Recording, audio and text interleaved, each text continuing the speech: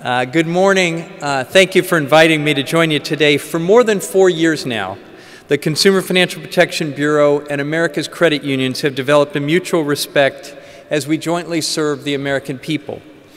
At the Bureau, we aim to support and protect consumers. For credit unions, these same people are more than your customers, they are your members. Through the shared values of putting people first, the Consumer Bureau and the credit unions are working to do right by people and make further strides for those we serve.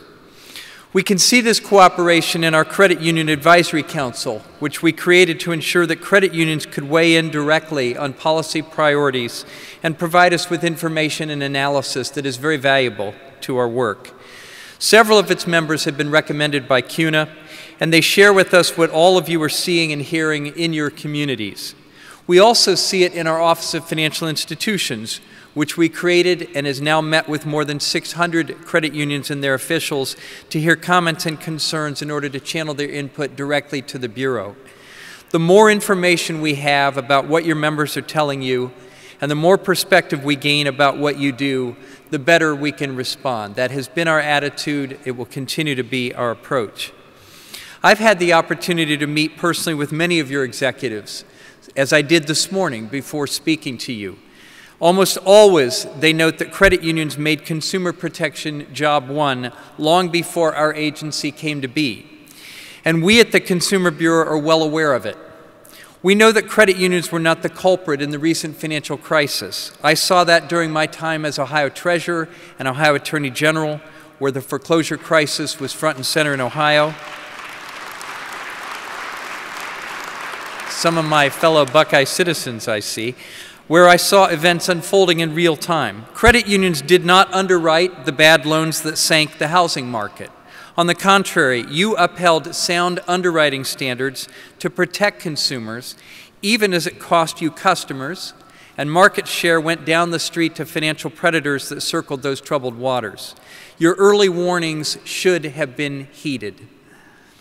Your leadership has strenuously made the suggestion to us that in light of this history, the Bureau should simply exempt credit unions altogether from consumer financial protection laws.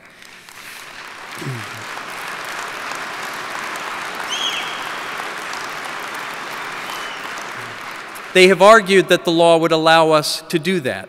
I've considered their arguments carefully, and I do not believe that is correct. The U.S. Congress had all of these suggestions in front of it when the Dodd-Frank Act was being written.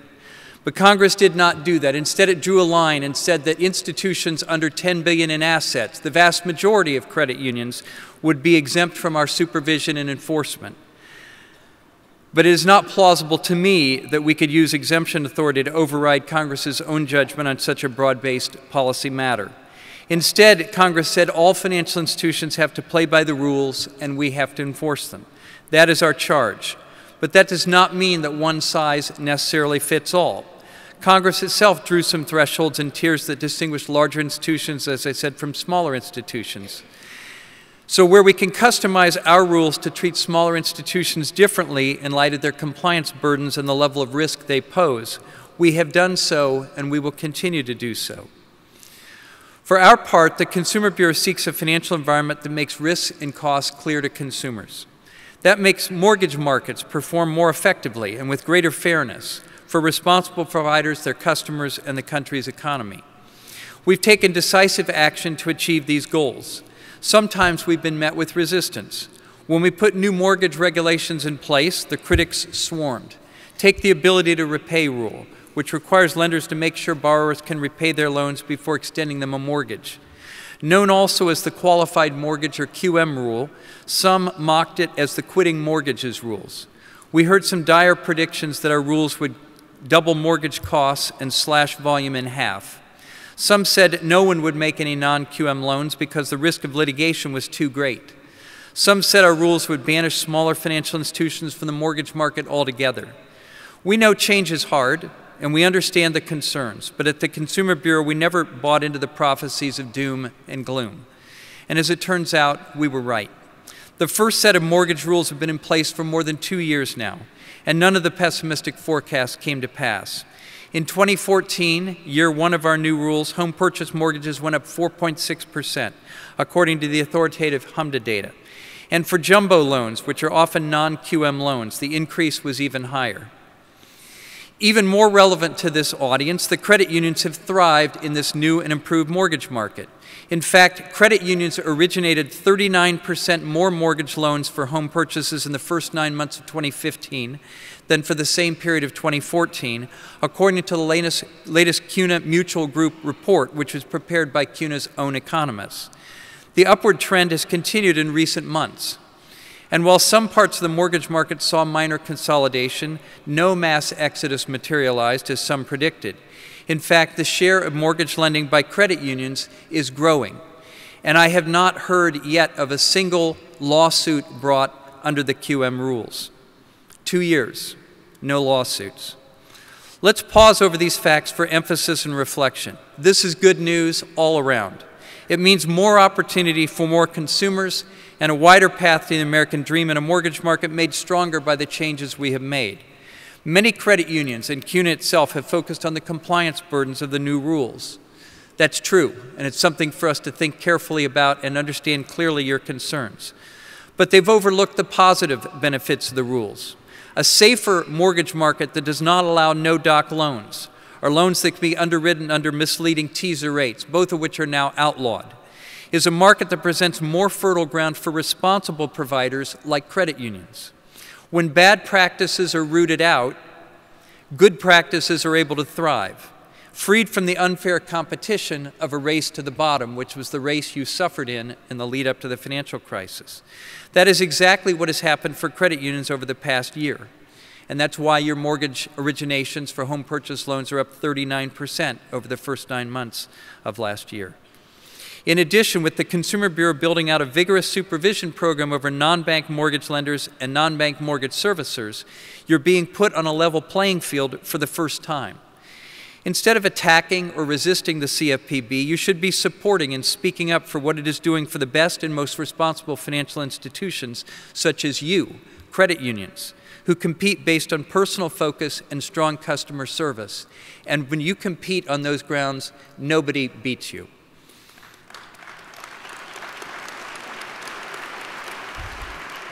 One more myth also deserves to be punctured. At the time we adopted the QM rule, a cottage industry of lawyers and consultants sowed fear about the outsized legal liability that the rule would pose for mortgage lenders. But as I said a moment ago, more than 2 years later, so far as we can tell, not a single case has been brought against a mortgage lender for making a non-QM loan. If that is wrong on the facts, let me know. I've made this statement numerous places in the last 6 months. But I've yet to hear this point disputed by anyone. It's time to shrug off the naysaying consultants and lawyers who breed a culture of fear and hypothesize problems to hype their services. The right answer is simply to continue doing what you do, making hard-headed business judgments about lending based on your traditional underwriting models, which are sound models and which we applaud and admire. That has served you well in the past, it serves you well now, and it will continue to serve you well long into the future. Moreover, these positive trends are not restricted to mortgage lending. Credit unions saw new auto loan balances hit $100 billion for the very first time ever, with loans for new vehicles up almost 17% in the past year, according to CUNA's own Credit Union Trends report. Those of you who offer credit cards to your members are also enjoying an improved market based on better regulation under the Card Act and stronger consumer performance. Perhaps most telling of all, and good news, credit union membership hit record highs in the past year, which shows that things are going very well indeed. It's time for credit unions and CUNA to wake up and smell the coffee. The Consumer Financial Protection Bureau is not your enemy. On the contrary, it is an important new friend and ally. Some of you may have smiled and elbowed your neighbor when you just heard me say that. But it is the truth, and it's high time we all had the courage to face the truth and adjust our views to accommodate it. As I noted earlier, we recognize that smaller creditors, including most credit unions, operate differently from larger financial institutions. And we continue to look at, learn about, and act upon the challenges faced by smaller creditors who are striving to maintain their traditions of flexible yet responsible lending. It's an invaluable service to consumers, especially those in America's smaller communities and rural areas, such as the part of Ohio where I grew up and still live with my family today. So when you raise concerns, we will listen. For example, last September, after we received comments and feedback from credit unions and others that the lines we had drawn were too narrow for small creditors, the Bureau finalized a rule to broaden the definitions of small creditor and rural area. We raised the loan origination limit for small creditor status for first lien mortgage loans fourfold, from $500 to $2,000 per year. And loans held in portfolio by smaller creditors and their affiliates now do not even count toward that limit. It also adds a grace period so any creditor who exceeded this limit would not have its status adjusted until April 1st of the next year. Small creditor provisions already covered about 95% of all credit unions. With this new rule, they now embrace all but about 150 of the largest credit unions. That's out of 7,000. And we expanded the definition of rural. Many of you told us our definition was too narrow, so we took another look. The new rule added all the census blocks that are not in urban areas, all of them, which expanded the definition to embrace about 22% of the population. In December, Congress weighed in further with the Help Rural Communities Act. The Bureau is now considering what this new law means for small creditors that operate in rural or underserved areas. Specifically, we understand Congress to be telling us that even more credit unions should be exempted from a required escrow account for high-priced mortgages and also allowed to continue to originate certain balloon payment mortgages. We are looking at how to implement this new law, so stay tuned for more on this soon. Even as we work to create clarity for credit unions, we seek to reduce uncertainty for consumers by giving them a simpler, more understandable approach to the largest purchase most of them will ever make. Our new Know Before You Owe mortgage disclosure forms took effect in October. They combine duplicative and overlapping disclosure paperwork that burdened mortgage lenders for over 30 years. Congress had told us to publish an integrated form for mortgage loan transactions, which includes the disclosure requirements under both TILA and RESPA, so we did. Consumers now get a single form, the loan estimate, after applying for a loan. They get another single form, the closing disclosure, before finalizing the loan. The forms help consumers spot crucial information such as the interest rate, monthly payments, and total closing costs, as well as any risky terms that could lead to payment increases over time. Up front, you told us that this rule required major operational changes and extensive coordination with third parties, which it does. So we allowed almost 2 years for implementation. Even so, we've seen that the transition was difficult in some respects. We know you're just trying to get it right. We know that, we believe that, we see that. So we and the other regulators have made clear that our initial examinations for compliance with the rule will be sensitive to the progress you've made. Some minor errors are likely during this transition, so early evaluations will be corrective and diagnostic, not punitive. To help out, the Consumer Bureau has added a web page on consumerfinance.gov. Please use this web page to aid you in implementation. There you will find the rule as well as useful tools that explain the new requirements with straight talk, not legalese. I encourage you to check it out if you've not done so already. One of our goals is to improve consumer understanding. The forms are written in plain language that clearly show the loan's costs and risks.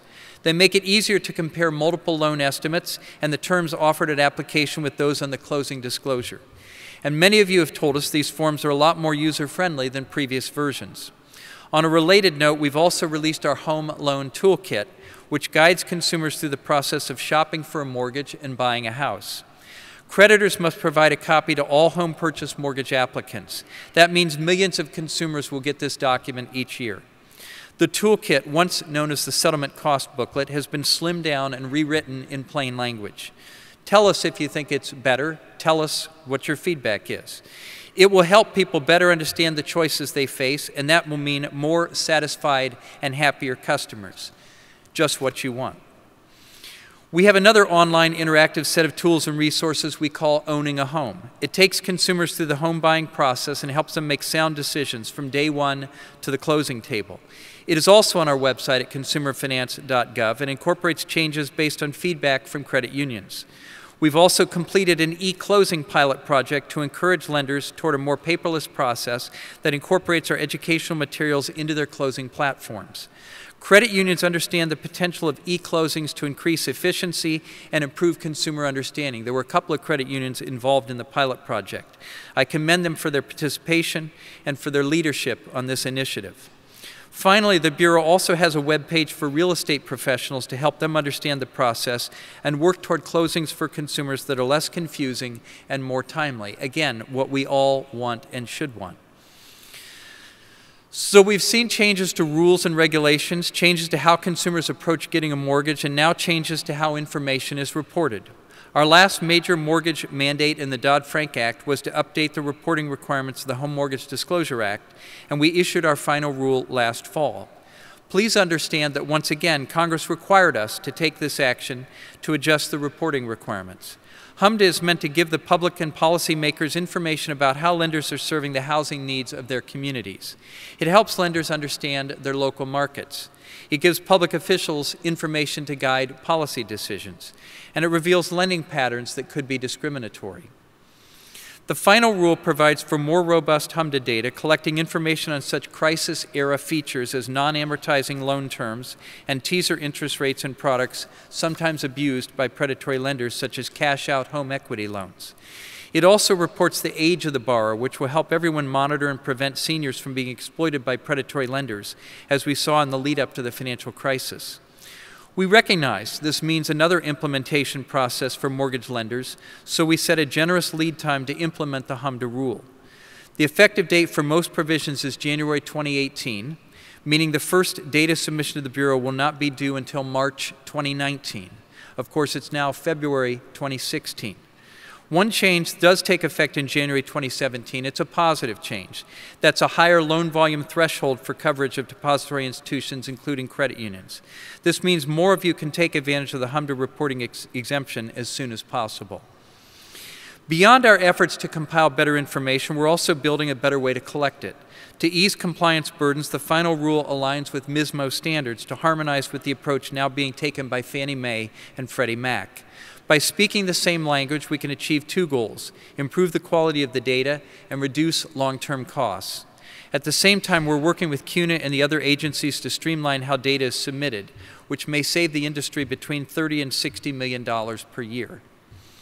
To help you understand these changes, we've already issued a plain language compliance guide, a timeline, reportable data summaries, and other tools. You can find them on the HMDA regulatory implementation page at consumerfinance.gov. The Consumer Bureau is also looking beyond the mortgage market to other financial services that affect consumers. For example, we're finalizing a rule that ensures prepaid accounts have rights for error correction and dispute resolution, just like those for checking accounts. We're developing a rulemaking proposal also on small dollar loans such as payday, vehicle title, and certain installment loans. These are some of the worst products that compete with you for small dollar lending to individuals. And we're looking at how consumers are charged overdraft fees, the transparencies of fees, and the opt-in process for overdraft coverage of electronic transactions. In addition, earlier this month we announced actions to enhance checking account access and the accuracy of the screening process used by banks and credit unions. About 68 million Americans are financially underserved, and nearly 10 million people have no checking or savings account at all. Maybe they were rejected when they tried to open an account, or they lost an account for not using it responsibly, or maybe they simply never considered opening a checking account or prepaid account with a bank or credit union. These consumers often rely on costly financial services that can take a big bite out of their earnings. For those who have difficulty navigating the marketplace and who often have limited resources, even small financial missteps can spell disaster. To help these consumers and anyone else who wants to better manage their spending and avoid overdrafts and the fees that go with it, we're encouraging financial providers to offer lower risk account options more broadly. This might include a checking or prepaid account that will not authorize a consumer to overdraw. This would help those stuck outside the financial system maintain greater control of their spending and avoid financial failure. And since these accounts pose less risk to financial institutions, banks and credit unions that offer these products would be able to welcome more consumers through the applicant screening process.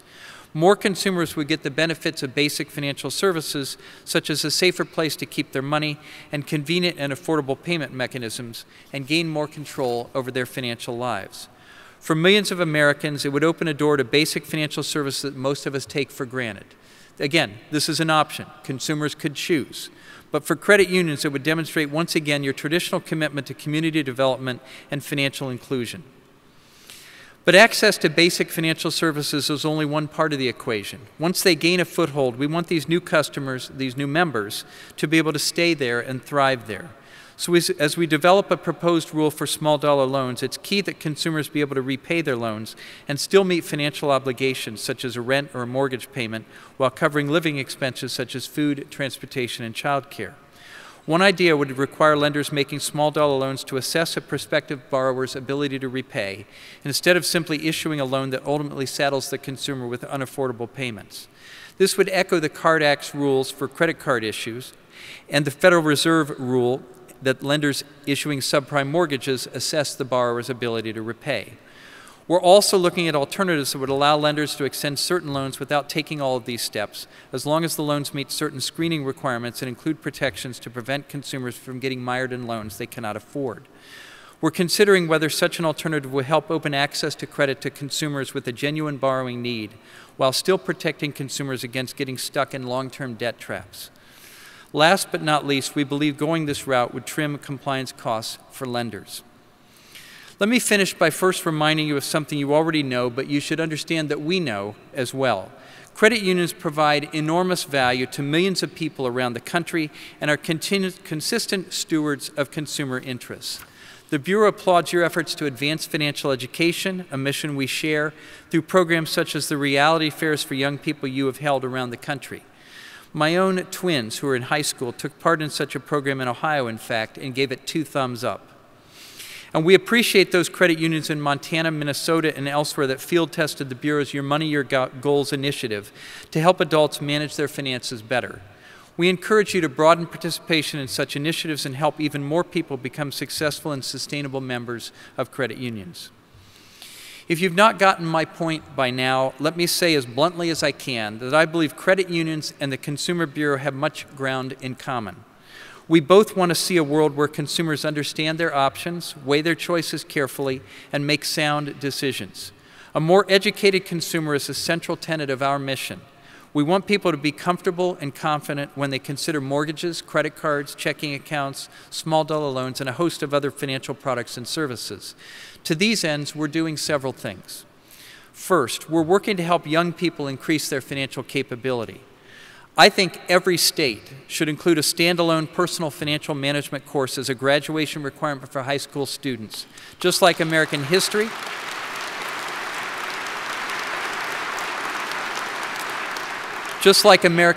math, and civics. Credit unions can help make this happen. These young people are your future members, and you're in a prime position to help them manage their financial affairs. You are leaders in your communities. Your voice is strong. Public officials respect your views. I urge all of you who want to improve economic life in America to push to make financial education a topic of required learning in the schools in all 50 of our states. Second, we're providing workplace financial education ourselves and encouraging others in the public and private sectors to do the same. People make many important financial decisions on the job. Indeed, financial educators note that the workplace is the only place most adults will ever receive any financial education at all. They learn about retirement, they learn about health insurance, they learn about savings, and credit unions are uniquely positioned to lead the development of financial wellness programs in their own workplace. Third, we're helping educate older Americans and those who care for them. More than 10,000 Americans turn 62 years old every day. They join 57 million others who have already turned that page on the calendar and now face financial issues that pose risks for the unprepared and unprotected. This hits close to home for me since 2 weeks ago my father turned 98 years old. He lost his first savings account in a bank failure during the Depression. The Bureau has developed resources for caregivers who are managing an aging relative's money and to protect friends and loved ones against financial scams and abuse. We recognize that credit unions are often the first ones to spot the danger signs, and frequently you act to stop older members from becoming victims. Seniors have great trust in you, and you have earned it. Please keep this a focus, and please take the initiative to share our CFPB materials widely with your members. It's been said that cooperation is the most effective form of creation, so we ask you to continue to cooperate with us to address the financial issues that play such pivotal roles in the lives of consumers. They need and deserve less mystery and more transparency. They need protection, not exploitation. They need support, not indifference. We know that credit unions care deeply about such things. It's up to us, working together, to make sure people get what they need. Thank you.